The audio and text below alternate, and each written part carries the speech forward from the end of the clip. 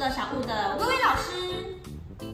今天要跟大家介绍一堂很特别的课程哦，是绘画剪贴课程。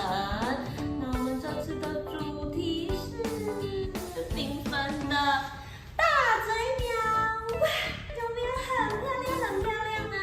那我们大嘴鸟身上的颜色呢，是老师让宝贝在上面刷刷。那我们刷完颜料之后呢，我们会进行最爱的捏黏土时间。宝贝可以在上面做一些装饰啊，捏出自己喜欢的形状。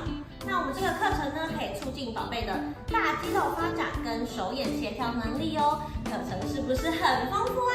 想知道更多课程资讯内容，请洽询官方来乐小编为你服务哦。